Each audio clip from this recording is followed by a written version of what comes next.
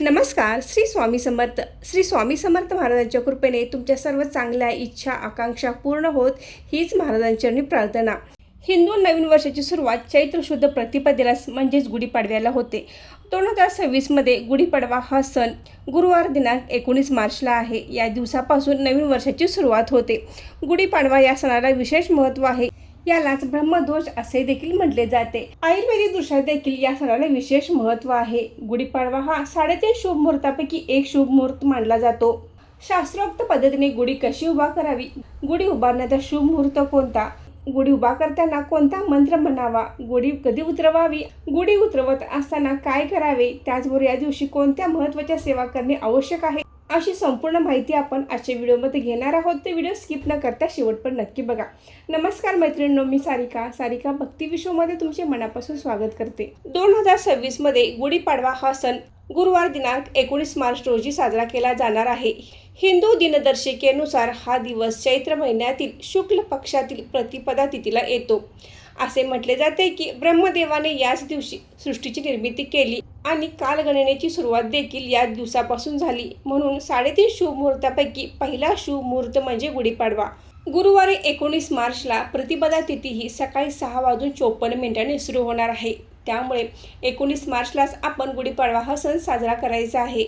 हिंदू नवीन वर्षातील हा पहिला सण असल्यामुळे आणि आपल्या हिंदू धर्मामध्ये गुढीपाडवा हा सण अतिशय महत्त्वाचा मानला जात असल्याने या दिवशी सकाळी लवकर उठायचं आहे, आपले घर अंगण स्वच्छ करायचं आहे आणि अभंग स्नान करायचं आहे. आंघोळीच्या पाण्यामध्ये गंगाजल किंवा पंचगव्य टाकून आंघोळ करायची आहे. शक्य असेल तर ज्याप्रमाणे आपण दिवाळीमध्ये सुगंधी उटणे लावून आंघोळ करतो त्याचप्रमाणे आपण सुगंधी उटणे लावून अभंग स्नान जरूर करावे. आंघोळ झाल्यानंतर सूर्याला अर्घ्य द्यायचं आहे. सूर्याला अर्घ्य देत असताना एखाद्या तांब्याच्या भांड्यामध्ये पाणी घ्यायचं आहे. हळद कुंकू अक्षदा एखादे लाल रंगाची फूल त्यामध्ये टाकायचं आहे आणि सूर्याला अर्घ्य द्यायचं आहे. सूर्याला अर्घ्य देत असताना आपण सूर्याचा कोणताही मंत्र म्हटला तरी चालेल किंवा ओम गृहिणी सूर्याय नमः या मंत्राचा किमान 11 वेळा जप करून आपण सूर्याला अर्घ्य द्यायचं आहे. त्यासोबतच तुम्ही आदित्य हृदय स्तोत्राचे पठण किंवा श्रवण जरूर करावे. सूर्याला अर्घ्य देऊन झाल्यानंतर आपल्या घराचा मुख्य दरवाजा उंबरठा स्वच्छ करून घ्यायचा आहे.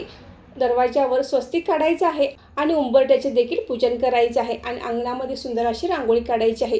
आपली नित्य देवपूजा आटपून घ्यायची आहे. त्यानंतर आपण आपल्या घराच्या उजव्या बाजूला म्हणजे आपण घरातून बाहेर पडत असताना जी उजवी बाजू येते त्या बाजूला आपण गुढी उभा करायची आहे.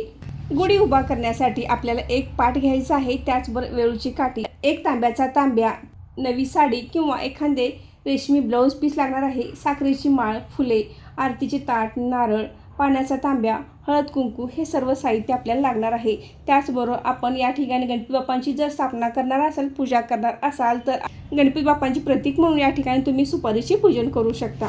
ज्या ठिकाणी आपल्याला गुढी उभा करायची आहे त्या ठिकाणी पाट ठेवायचा आहे. पाटाभोवती सुंदर अशी रांगोळी काढायची आहे. त्या पाटावर एखाद्या शुभ रंगाचे वस्त्र किंवा ब्लाऊज पीस अंतरायचं आहे आणि आपण दिवा प्रज्वलित करून गणपती बाप्पांची विधिवत स्थापना येथे करायची आहे. एक सुपारी घेऊन त्या सुपारीला अभिषेक घालायचा आहे. पंचोपचारे गणपती बाप्पांची येथे पूजा करायची आहे. त्यानंतर आपण वेळूची काठी स्वच्छ धुवून घ्यायची आहे. त्याला चंदन हळद कुंकू लावायचं आहे. वेळूच्या काठीच्या टोकाला आपण साडी किंवा ब्लाऊज पीस व्यवस्थितरित्या बांधायचा आहे.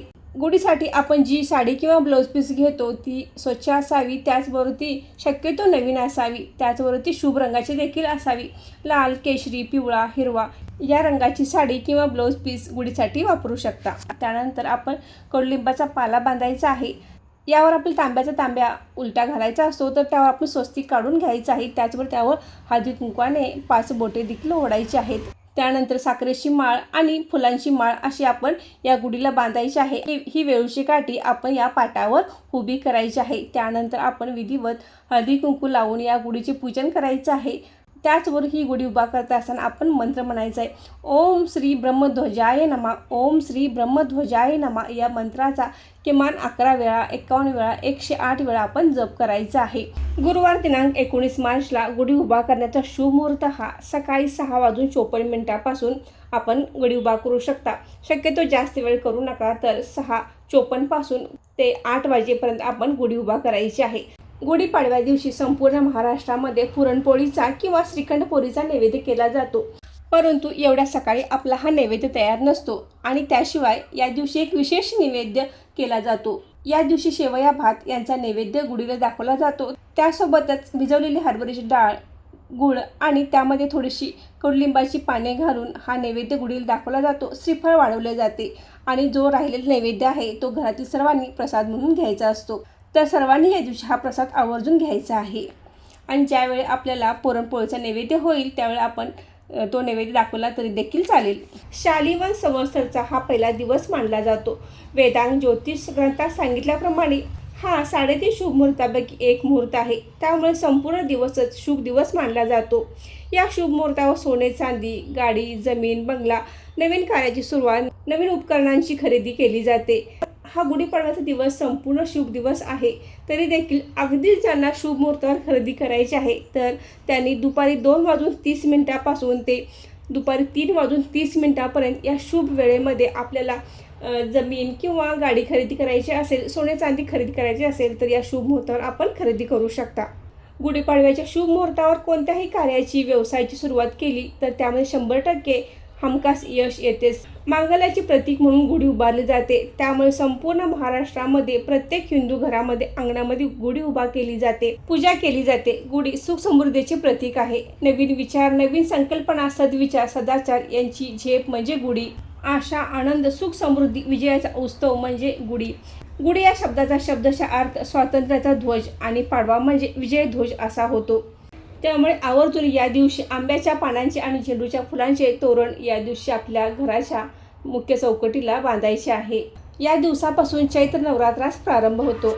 गुढीपाडवा सणाला आपण गुढीसाठी जे काही साहित्य घेतो त्यामध्ये कलश हा यशाचे प्रतीक आहे, कडुलिंब हे आरोग्याचे प्रतीक आहे, पुष्पहार म्हणजे जो आपण हार वापरतो, फुले वापरतो ते मांगल्याचे प्रतीक आहे, वेळूची काठी हे सामर्थ्याचे प्रतीक आहे, जरीची साडी किंवा ब्लाउज पीस हे वैभवाचे प्रतीक आहे, श्रीफळ हे सिद्धीचे प्रतीक आहे आणि हळद कुंकू हे सौभाग्याचे प्रतीक आहे।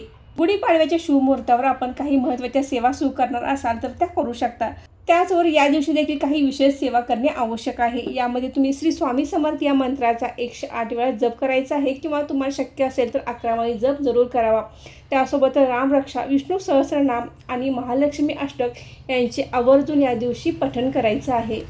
पाडव्याच्या शुभ मुहूर्तावर वही पूजन देखील केले जाते। त्याचबरोबर सरस्वती पूजन देखील केले जाते। तर आवर्जून या दिवशी आपण वही पूजन, सरस्वती पूजन देखील करायचं आहे। दिवसभर ही गुढी अशीच उभा करायची आहे आणि सायंकाळच्या वेळी आपल्याला गुढी उतरवायची आहे।